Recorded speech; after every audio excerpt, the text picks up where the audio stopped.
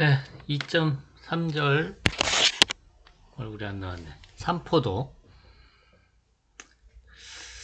삼포도는 자료가 흩어져 있는 정도를 나타내는 겁니다. 자료가 흩어져 있는 정도. 그 자료가 대표값을 중심으로 얼마나 이제 이렇게 퍼져 있느냐 하는 거죠. 대표값이 평균을 중심으로 퍼져 있느냐, 또는 중앙값을 중심으로 얼마나 퍼져 있느냐, 뭐 이런 걸 생각해 볼 수가 있겠죠. 그런데 중심적인 경향을 안 나타내고 쓰기도 해요. 어쨌든 자료가 흩어져 있는 정도를 이제 삼포도라고 합니다. 그래서 가장 간단히 생각할 수 있는 게 이 범위라는 거죠. 범위. 제일 큰 값에서 제일 작은 값을 뺀 것을 범위라 그래서, 제일 큰 값에서 제일 작은 값을 뺀 이 범위가 크면, 그러니까 두 개의 범위가 있는데 어떤 자료를 구해서 두 개의 범위를 구했더니 R2가 크다 라는 얘기는 이쪽이 더 많이 퍼져 있다라고 생각할 수가 있겠죠. 그쵸? 근데 이 범위가 가장 이렇게 구하기가 쉬운데, 어떻게 보면 큰 값에서 작은 값 빼는 거니까. 근데 이제 자료가 뭐 이렇게 그러니까 자료를 이렇게 딱 일렬로 나열을 했을 때 여기 많이 모여 있고 이쪽에 하나만 여기에 이렇게 딸랑 있어도 범위는 여기서부터 여기까지가 되는 거죠. 그렇죠? 여기가 제일 큰 값이고 여기가 제일 작은 값일 테니까 요 값이. 그러니까 이런 것들을 흔히 이제 이상치라 그러는데, 정상적이지 않은 값들. 그런 정상적이지 않은 값들의 영향을 이 범위는 좀 많이 받아요. 얘는. 그래서 이제 그걸 조금 더 이제 완화하기 위해서 또 생각할 수 있는 게 이제 4분위 범위라는 게 있어요. 4분위 범위는 전체를 이렇게 쫙 늘어나요. 데이터를. 이렇게 쫙 늘어났을 때, 크기 순으로. 그랬을 때, 여기가 이제 제일 작은 애죠. 여기 제일 큰 애가 있을 거예요. 그럼 이걸 4등분을 해요. 개수가 4등분 되는 거예요. 개수가. 그러니까 예를 들어 100개라면 여기 25개, 25개, 25개, 25개 이렇게 들어오게. 그러니까 이게 도수예요. 도수. 개수예요. 자료의 개수가 이렇게 분포되게 하는 거예요. 그래 놓고 이제 얘를 차례대로 이거를 Q1, 얘를 Q2, 얘를 Q3라고 하는 거예요. 여기 여기 오는 값들을 Q1, Q2, Q3라고 하는 거예요. 그러니까 여기에 25개가 있고, 여기 25개가 있고, 여기 25개가 있고, 여기 25개가 있는 거죠. 그럴 때 여기 들어오는 값. 그래서 Q1, Q2, Q3라 그래요. 그래가지고 IRQ 에서 IQR인가? IQR, 인터쿼타일 레인지, IQR 잘못 썼어요.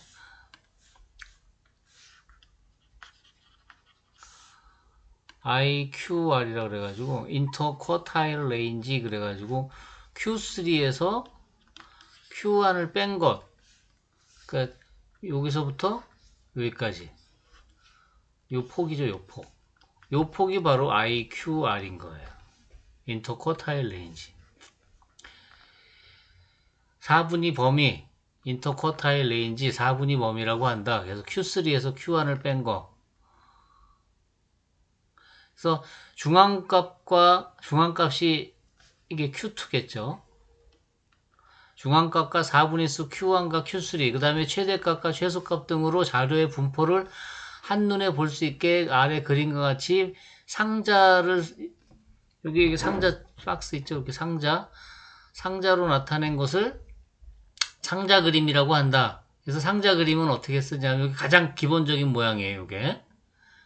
여기가 X의 제일 큰 값, X의 제일 작은 값. 그리고 여기 중앙값. 그리고 여기 박스를 딱 했는데 이 박스가 어디서부터 어디냐면 Q1서부터 Q3를 박스로 이렇게 딱 표시한다 이거죠.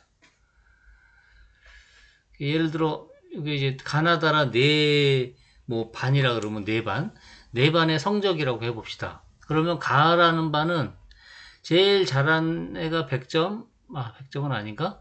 90, 한 7점, 98점. 제일 못한 애는 40점. 그런데 여기가 지금 Q1이고 여기가 Q1, 여기가 Q3. 오케이? 그래서 Q3 값이랑 Q1의 값이 좁아요. 그리고 여기가 중앙값이 여기가 중앙값. 그러니까 이 가반은 점수가 이렇게 학생들이 이렇게 많이 촘촘하게 모여 있는 거죠. 그거에 비하면 나 같은 경우는 최대값과 최소값의 폭도 넓지만 Q3에서 Q1의 폭도 넓어요. 그러니까 이게 IQR이라고 그러는데 IQR의 폭도 넓으면서 중앙값이 또 어디 있냐면 밑에 쳐져 있어요. 그러니까 이 밑에 50%가 있는 거죠. 우리 학생의 50%가 여기 이거보다 밑에 있는데 가반이랑 나반이랑 중앙값을 비교해봐도 가반이 훨씬 더 위쪽에 있다는 걸 알 수가 있죠. 그러니까 아마 평균을 구해보면 가반이 더 잘 나올 가능성이 있죠. 그래서 이 상자 그림을 이렇게 그려놓고 보면 그 자료가 얼마나 흩어져 있는지를 이렇게 볼 수가 있어요. 가반은 좀 뭉쳐 있고 나반은 많이 흐트러져 있고 그런 모습을 볼 수가 있죠. 특별히 이런 값들을 또 이제 더 자세하게 나타내기 위해서 Q1에다가 IQR의 3배를 뺀 것, Q1에 IQR의 1.5배 뺀 거, Q3에다가 1.5 IQR 더한 거, Q3에다 3 IQR 더한 것들을 여기서 표시해 주는 경우도 있어요. 그러면 이제 조금 더 모양을 조금 더 짐작하기가 더 좋기 때문에 그렇게 하는 경우도 있어요.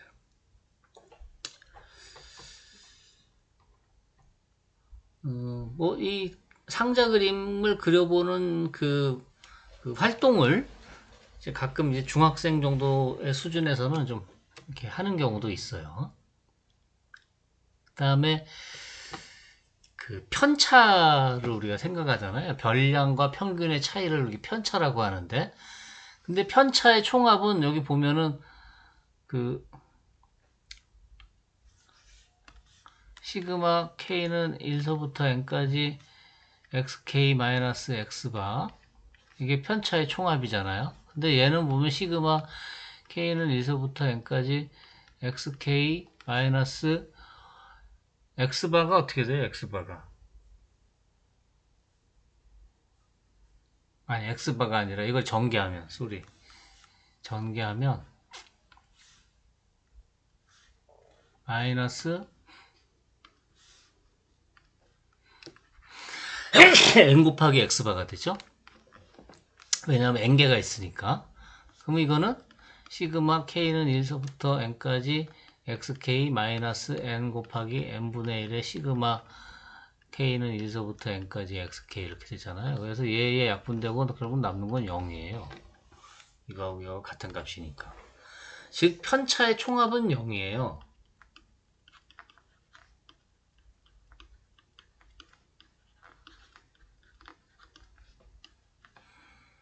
그러니까 편차의 평균을 구해서 편차가 그러니까 자료가 이렇게 있을 때 흩어져 있을 때 내가 여기가 평균이야.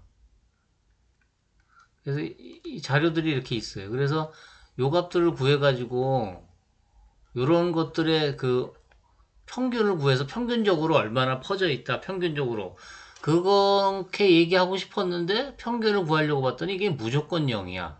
편차의 평균을 내려고 봤더니 그래서 편차를 그냥 더할 수는 없고 그래서 편차의 절대값의 평균을 생각한 게 바로 평균 편차 mean deviation 좀 더 절대값을 평균의 절대값 편차의 절대값의 평균이라 그래서 절대 편차라 그래요. 그거를 평균의 절대값 편차의 절대값 씌운 거 절대 편차의 평균이다 그래서 평균 절대 편차 뭐 이런 말을 쓰기도 해요. 그러니까 다음 쪽에 아마 수식이 있을 것 같은데, 네, 요거 MD라고 쓰죠. 여기 mean deviation 약자 MD를 쓴 거예요. 그래서 원래는 이렇게 하고 싶었는데 1서부터 n까지 xk-x바 이렇게 하고 싶었는데 이게 무조건 0이 되는 바람에 이거는 의미가 없어서 모든 것에 대해서 그래서 얘를 절대값을 요거를 0 되지 않게 요 합이 0 되지 않게 하려고 절대값을 씌운 거죠. 오케이. 근데 요걸 요것이 0 되지 않게 하는 방법이 또 이 절대값 말고 또 뭐가 있냐면 이걸 이렇게 제곱을 할 수도 있잖아요. 이렇게 제곱을 해도 또 0이 안 되겠죠. 그쵸? 제곱을 해도. 그것이 바로 이제 요 밑에 나오는 분산이에요. 분산. 분산까지 얘기하고 요 문제에 대한 설명을 할게요. 분산을 보면 편차의 제곱의 평균을 분산, 베리언스라고 해요. 그리고 분산의 제곱근을 스탠다드 데비에이션에서 표준 편차라고 하는 거죠. 분산의 그 단위는 자료 측정한 단위의 제곱이잖아요. 이게 만약에 키를 잰 거라면 이게 지금 키의 제곱이 될 거 아니에요. 이게 제곱. 분산 편차의 제곱이니까. 그쵸? 그 제곱이 될 거라고요. 그러니까 예를 들어서 키의 제곱, 그러니까 키니까 길이가 어느 정도 흩어졌는지를 보려고 했는데 그 단위가 넓이가 돼 버리는 거죠. 그러면 좀 안 맞잖아요. 그러니까 단위를 같게 하려면 어떻게 해야 돼? 제곱근을 씌워야겠죠. 근데 제곱근을 여기다 씌울 수는 없죠. 시그마 xk 마이너스 뮤 이렇게 놓고 여기다가 제곱근을 이렇게 씌우면 이거랑 같으니까 절대값과 같으니까 이건 의미가 없죠. 그래서 제곱근을 여기다 안에다 씌우는 게 아니라 제일 마지막에 바깥에다 씌우는 거죠. 그래서 여기 식을 보면 모집단의 분산을 구하는 식과 표본을 구하는 식은 다르다. 이거는 좀 이따 얘기하고 식으로 표현하면 그렇다 이거죠. 그래서 삼포도로 분산보다는 표준 편차를 이용하는 게 합리적이라고 할 수가 있다 이거예요.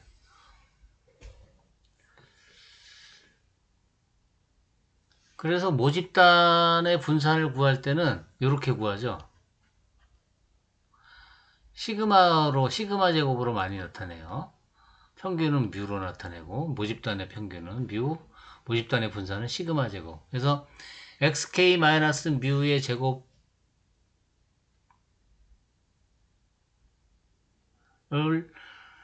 n분의 1 했으니까 평균이 되겠죠? 그리고 시그마는 그러면 이거의 루트가 되는 거죠. 이렇게.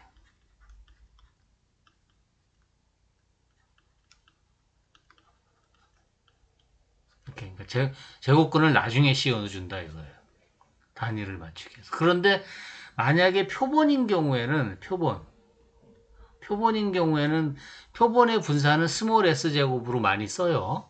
그래서 여기가 주의해야 될 거 여기가 n이 아니고 n-1이에요. n-1로 나누어요. n-1로. 그리고 x바는 표본의 평균이고 표본의 평균이죠.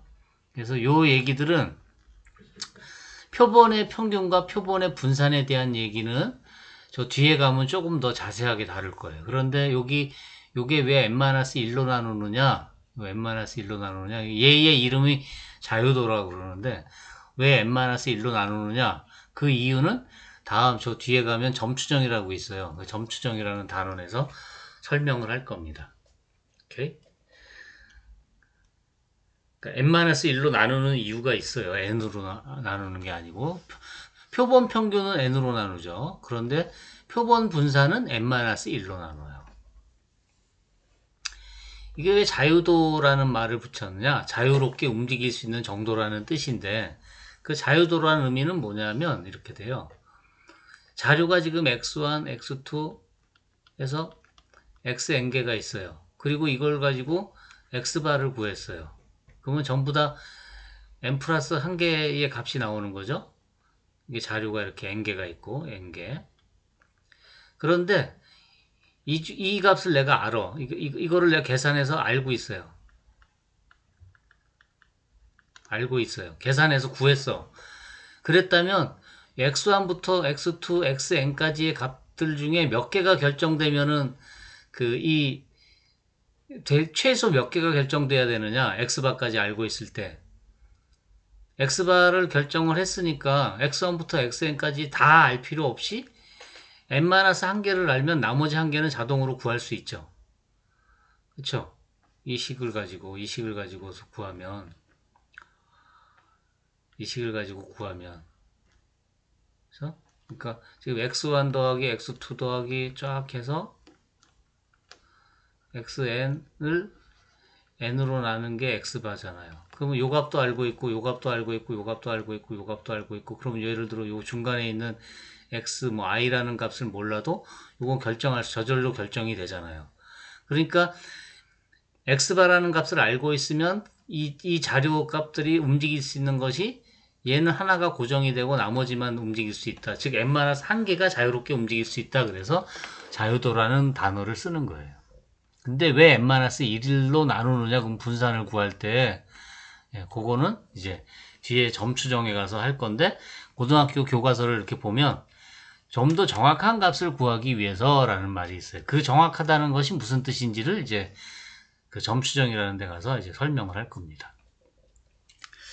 그 다음에 이제 또 설명할게요. 위로 가서 문제를 보면 뭐라고 되어 있냐면 xk하고 람다하고 이거 이제 편차 같이 보이잖아요.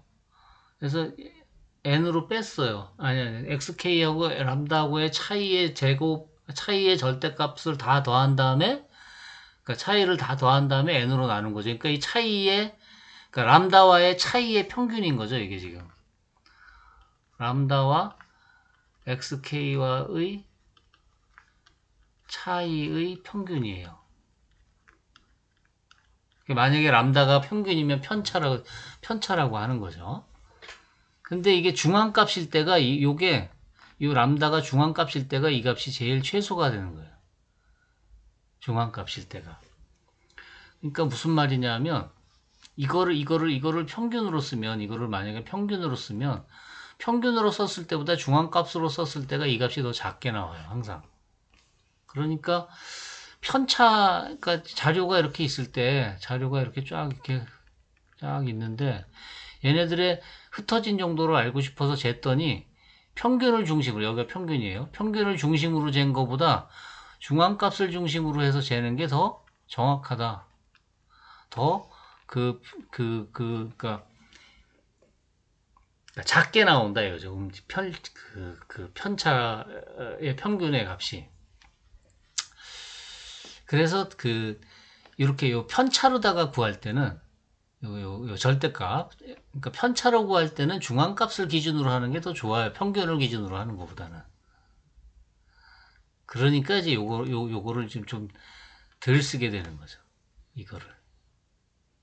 요 평균으로 하는 것보다는 중앙값으로 하는 게 더 좋으니까. 그럼 실제로 이제 왜 그렇게 되는지는 한번 여러분들이 이거 이제 생각을 해보시고, 그 다음에 제곱으로 했을 경우, 분산을 우리 제곱을 하잖아요. 제곱으로 했을 때는 요 람다가 평균일 때가 요게 제일 작은 값이 돼요.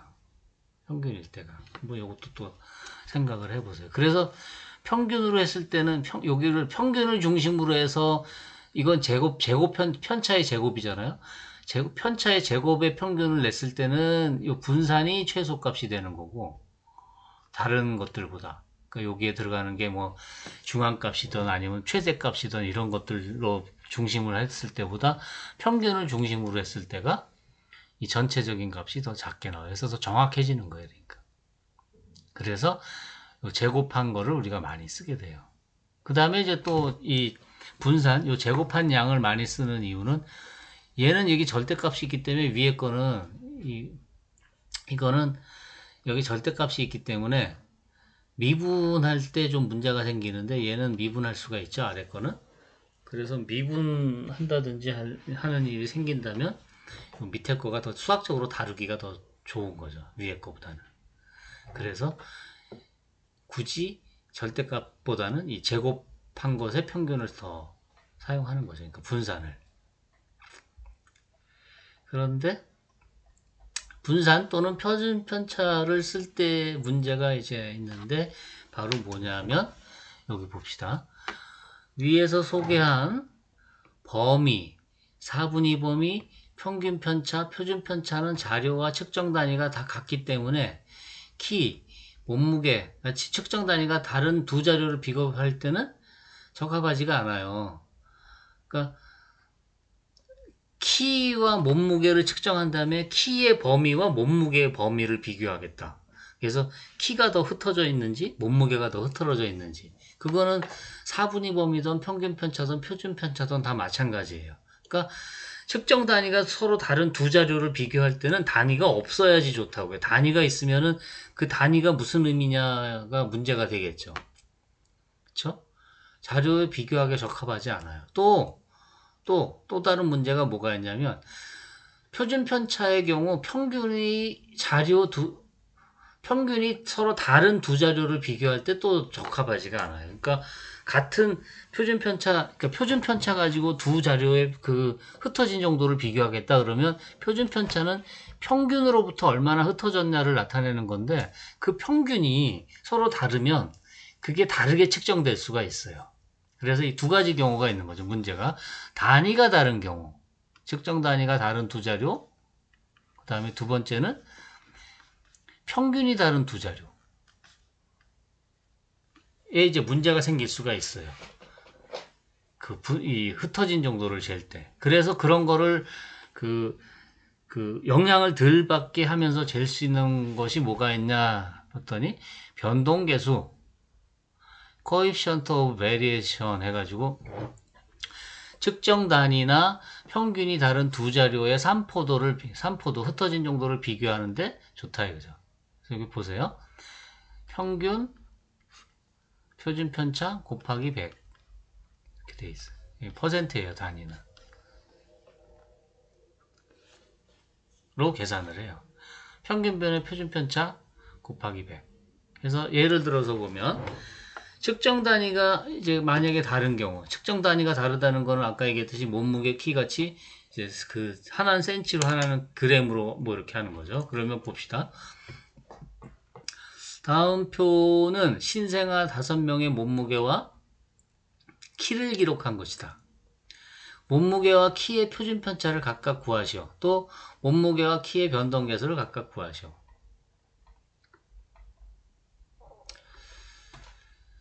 몸무게를 봤더니 1번 어린이, 2번 어린이, 3번, 4번, 5번 그 아기가 있는데 몸무게가 3.2, 4.1, 2.9, 3.3, 3.5 평균은 3.4가 나오고 키는 87, 90, 86, 88, 89에서 88 이렇게 나왔어요. 그랬을 때 이제 뭘 알고 싶으냐? 얘네들 5명이 몸무게가 더 많이 이게 변화가 심한 건지 아니면 키의 변화가 심한 건지를 알고 싶다 이거죠. 그래서 이제 했어요. 몸무게의 표준편차 시그마 x와 키의 표준편차 시그마 y를 이제 구했더니 시그마 x는 0.4, 시그마 y는 1.29래요. 이 5개를 모집단으로 생각해서 지금 계산한 거예요. 표본으로 생각해서 계산한 게 아니고. 그러니까 이걸로는 비교하기 힘들죠. 0.40과 1.29. 그럼 1.29가 더 크니까 키가 더 퍼져 있다. 키가 더 이게 더 변화가 더 심하다. 이 어린이들 사이에는. 그렇게 얘기하기가 힘들잖아요. 그래서 그걸 이제 알아보기 위해서 변동계수라는 걸 구했어요. X의 변동계수와 Y의 몸무게 변동계수, 키의 변동계수를 각각 구했어요. 그랬더니 이게 몸무게예요. 이게 키고. 몸무게는 지금 11.76%고 키는 1.47% 변동계수가. 그러니까 몸무게가 변동이 더 심한 거예요. 평균을 중심으로 11.76% 정도씩 이렇게 위아래로 움직인다 이거죠. 근데 키는 1.47% 정도로 움직이니까 아주 적게 움직이는 거죠. 그러니까 키가 더 안정되다, 변동의 폭이 적다, 이렇게 얘기할 수가 있어요.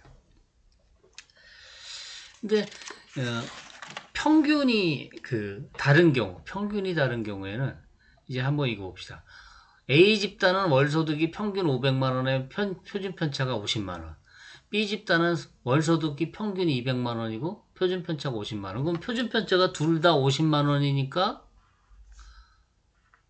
A 집단과 B 집단은 소득의 차이가 없다라고 얘기할 수 있느냐? 소득의 편차가, 근데 두 집단을 보면 A 집단 같은 경우는 500분의 평균 500분의 표준 편차 50 곱하기 100 해서 10%예요. 그러니까 평균에 대해서 10% 정도 이렇게 소득의 편차가 있는 거예요. 그런데 B 집단은 소득의 평균에 대해서 25% 정도 편차가 있는 거예요. 그러니까 빈부차가 더 심한 거죠. B 쪽이. 200만 원 버는데 적게 벌면은 20% 적으니까는 50만 원 적게. 그러니까 150만 원에서 250만 원. 그 폭이 그렇게 넓은 거예요.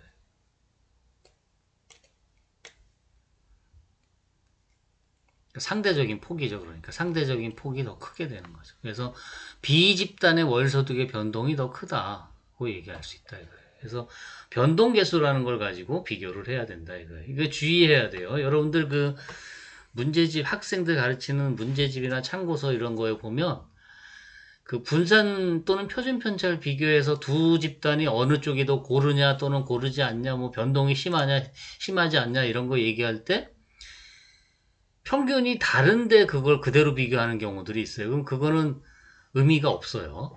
그거 주의해야 돼요. 그리고 단위가 달라도 의미가 없고. 그래서 두 예를 잘 기억을 해두기를 바랍니다. 그 다음에 우리가 이 고르다라는 말을 또 쓸 때가 있어요. 고르다. 우리 반 학생들은 키가 고른 편이야. 또는 우리 반은 성적이 골라. 그래서 고르다라는 말을 딱 보면, 사전에 찾아보면 여럿이 다 높낮이 크기 양 따위의 차이가 없이 한결같다. 상태가 정상적으로 순조롭다. 그래서 우리가 지금 이 통계적인 자료에서 성적이 고르다, 키의 분포가 고르다라고 할 때는 요 1번의 의미예요. 1번. 그러니까 여럿이 다 높낮이 크기 양 따위의 차이 없이 한결같다. 이런 의미로 쓴다 이거죠. 자, 그러면 요 그래프를 보세요. 예를 보면 아래 그림은 학생 수가 각각 500명인 세 고등학교 3학년의 수학 성적 분포를 나타낸 것이다. 다음 물음에 답하시오. 그래서 봤더니 물음 A, B, C 세 고등학교 평균과 표준 편차 크기를 각각 비교하시오. 지금 여기서 가정이 지금 빠져 있지만 A하고 C하고는 이걸 이동하면 겹쳐져요. 그러니까 A와 C는 합동이에요.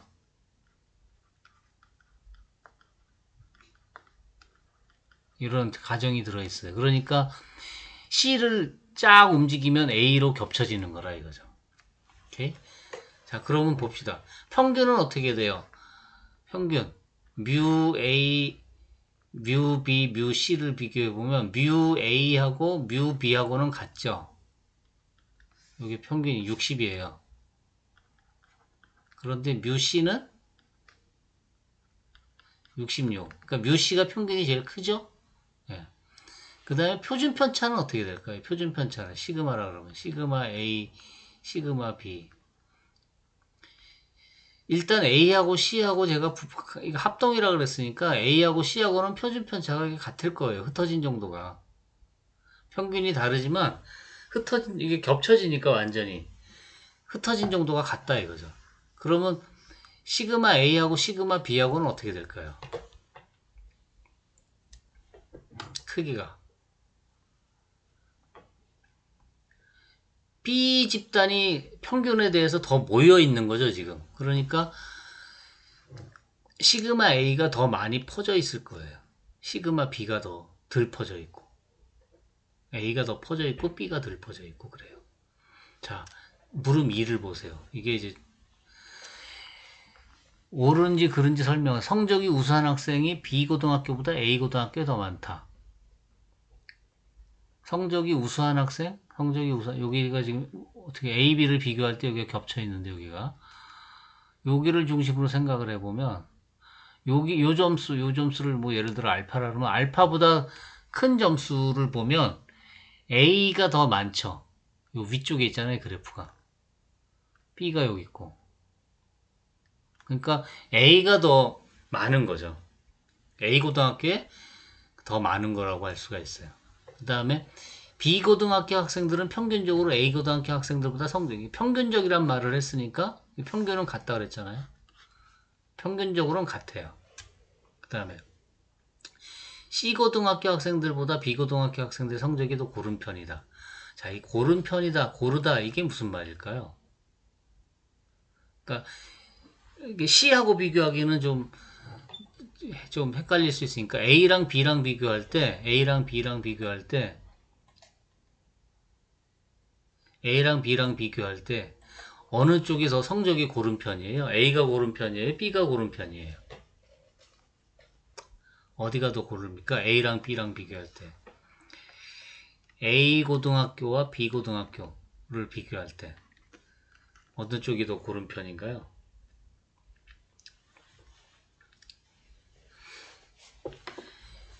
고르다라는 말이 높낮이, 크기, 양 따위의 차이가 없이 한결같다 이런 뜻이라고 그랬잖아요. 자, 보세요. B 같은 경우는 60점을 중심으로 많이 모여 있어요. 그러니까 차이가 60점을 중심으로 많이 모여 있으니까 높낮이의 차이가 점수의 차이가 크지 않다 이 말이에요. 근데 A반은 60점을 중심으로 60점에서 한참 떨어져 있는 100점 정도 되는 애들도 있고 한참 밑에 한 20점 되는 애들도 있는 거예요. 근데 B반은 그게 60점을 중심으로 아주 잘하는 애나 아주 못하는 애가 없이 대부분 60점 근처에 있다. 성적이 그러니까 고른 편이죠. 그러니까 B가 더 고른 편이에요. B 고등학교가 더 고른 거야. B가 더 고르다. 고른 거가 어떻게 생겼어요? 그래프가 더 뾰족하게 생겼어요. 완만하게 생긴 게 이게 고르지 않은 거고 얘가 고른 거예요. 고르다. 그러니까 고르면 어때요? 그래프가 뾰족하게 생겼어요. 평균을 중심으로 모여 있는 게 고른 거예요. 이거 주의해야 돼요. 그러니까 그래프가 이렇게 밋밋하게 생겼으면 고른 게 아니고 평균을 중심으로 모여 있으면 그게 고른 거예요. 네, 이거를 생각을 잘 해야 될 거예요. 오케이, 다음은 다른 거네요. 그래서 삼포도에 대한 얘기였는데 한번 다시 잘 이렇게 생각을 해보시기를 바랍니다. 자, 이것으로 삼포도 얘기는 마치도록 하겠습니다. 끝.